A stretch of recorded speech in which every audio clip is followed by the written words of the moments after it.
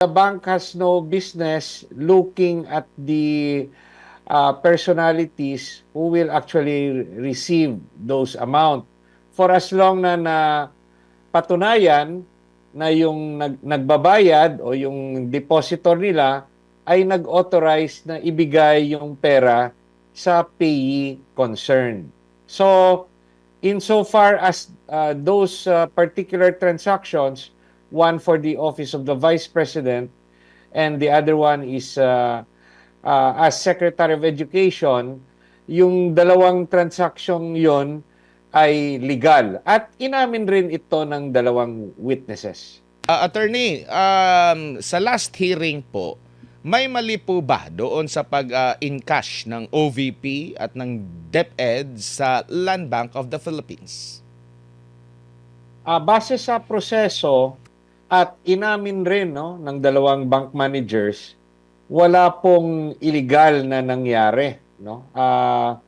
Dahil yung bangko, magbibigay lang yan ng pera at i-honor yung transaction base doon sa nakalagay na payee sa dalawang cheque. So, the bank has no business looking at the personalities who will actually receive those amount. For as long na patunayan na yung nagbabayad o yung depositor nila ay nag-authorize na ibigay yung pera sa payee concerned. So, insofar as those particular transactions, one for the office of the Vice President and the other one is as Secretary of Education, yung dalawang transaksyon yon ay legal. At inamin rin ito ng dalawang witnesses. Kung ito po ay legal nga, maaari bang maglagay ng parang intriga, magpalutang ng intriga ang mismong mga dating land bank managers ukol nga po dito? Bakit hindi na lang diretso na walang illegal, tama ang proseso? Kasi nandun yung mga salitang unusual. Intindihin natin na ito'y impeachment trial. So, sasagot lang po yung mga witnesses base sa tinatanong sa kanila ng prosecution at kung meron man katanungan yung depensa at yung mga judges, sasagutin nila. So, yung opinion nila ay tinanong at sumagot lang sila base sa kanilang obserbasyon at opinion. But inamin rin nila na nasunod yung proseso ng bangko at yung transaksyon ay legal at hindi illegal. Opo, pero ang napansin din po natin, sinabi nila yon, pero alam nyo yung parang kailangan pang magtanong, kailangan pang dikdikin ng Senator Judge, pero ang suma total hindi naman illegal. So doon pa lang medyo meron kayong naaamoy na parang gumagawa lang ng kontrobersya para masiraan ng pangalawang pangulo. Sa palagay ko hindi naman, no? Binase lang ng dalawang witnesses yung katanungan kung sa regular transaction may pagkakaiba yung particular na transaction na yan. Yung sinabi nila medyo malaki yung na-withdraw na cash.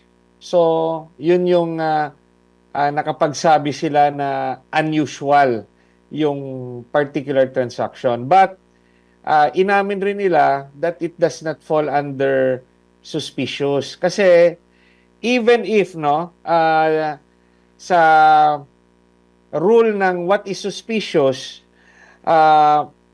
nakalagay na any circumstance relating to the transaction which is observed to deviate to the profile of the client or to the past transactions of the client or the covered person, isa ito sa classification ng what is suspicious transaction.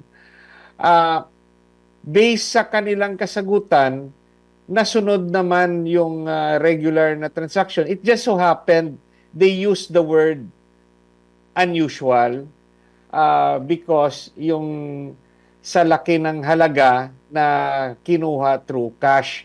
But there's nothing suspicious doon kasi yung nag-e-encash ay kinonfirm naman ng agency concerned, ng OVP at ng Department of Education. It just so happened na personal nilang opinion na sa experience nila, medyo malaki yung amount for that or for those two instances.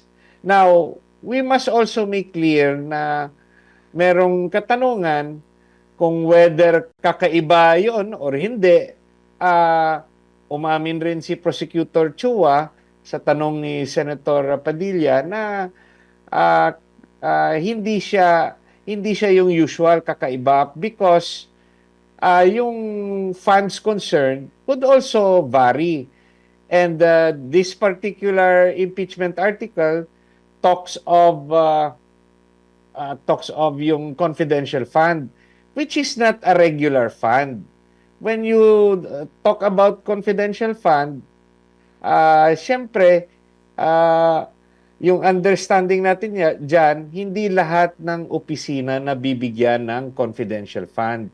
And this particular fund, when binibigay ito sa mga confidential agents, hindi naman to ibinibigay na may cheque.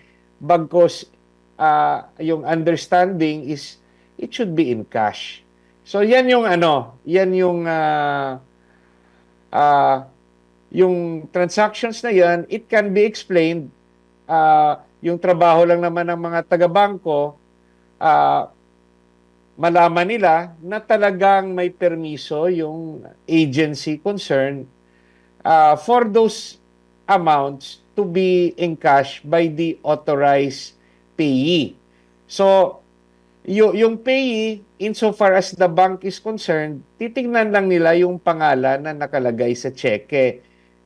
They have no business already inquiring kung ano ito dahil nga this is a government offices and Land Bank is also a government office. So it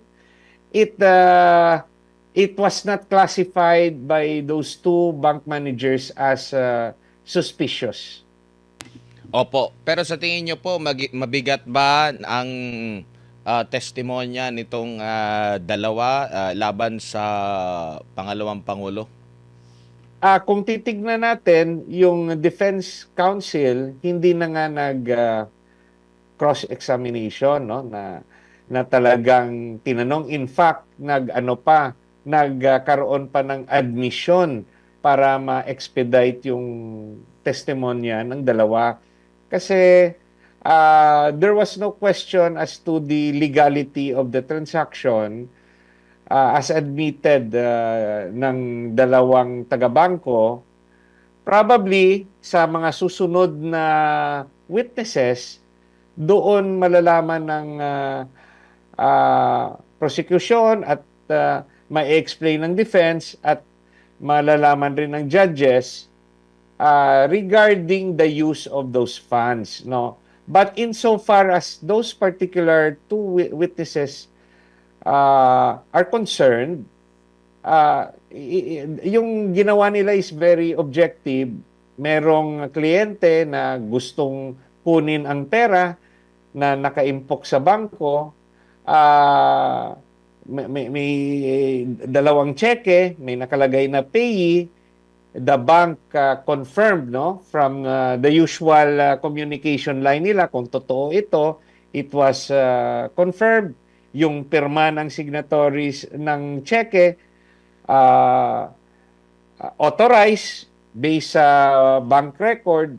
That's why the amounts were released because it appeared legal and both the signatories to the check and the assigned payee were confirmed by the bank. So I didn't see any problem sa testimonya ng dalawang witnesses, and this is confirmed by the fact that yun nga yung abogado ng depensa hindi na nila question ito.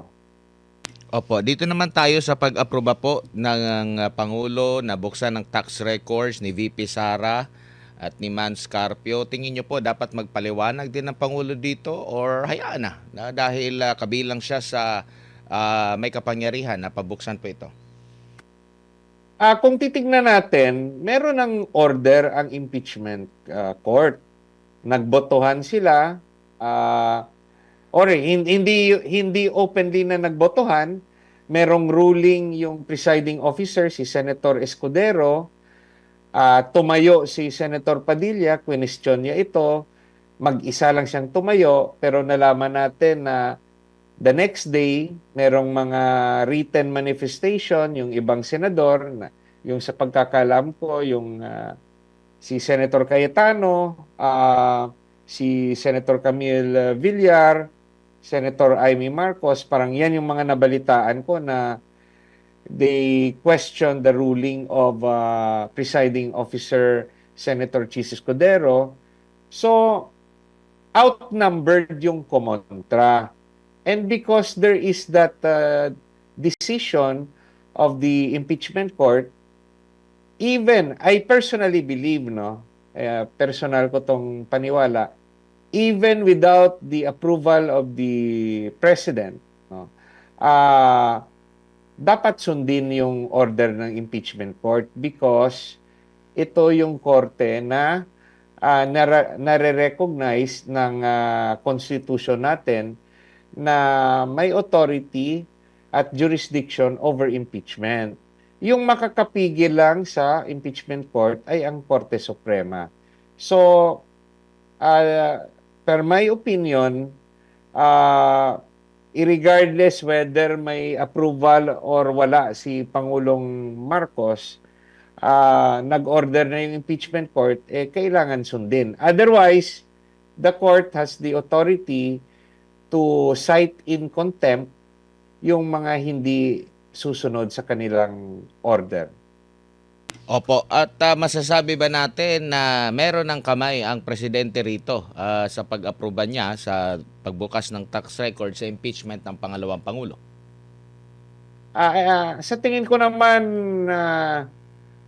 inantay siguro ng Pangulo yung magiging desisyon ng impeachment court kasi dati hinihingi rin yan ng House of Representatives comprising the prosecutors, no, to the impeachment complaint against the Vice President, pero hindi pa pinirmahan ng presidente at that stage. It was only after the decision ng impeachment court na nabalitaan natin sa news na pinirmahan ng presidente. So, to my mind, it doesn't matter. Now, there's a pending challenge in the Supreme Court tungkol sa bagay na yan. Yung sabi ko nga, only the Supreme Court can stop the order of the impeachment court. Opo, at attorney, siguro bilang panghuli na lang dahil next week balik ulit ang impeachment trial. Ano na lang po mensahe niyo sa ating mga kababayang Pilipino? Tayo lahat, no? Ako, minomonitor ko yung mga nangyayari doon sa impeachment court. In fact, nandun talaga ako, no? So, let's try to monitor, find out if the proceedings appears fair. We try to see both sides. And in the end, let us pray that our judges will be guided by their conscience at yung pagkaintindi nila sa batas at yung kanilang boto ay base sa hustisya, base sa tama at hindi napipwersa ng sino man bagkus kanilang personal na desisyon. Attorney, maraming salamat. Damong salamat po. Sa ulitin po, ingat po kayo. Madamo gid nga salamat SMNI, mabuhay po kayo. Si Attorney JV Hinlo, dati pong Board of Director din ng Land Bank.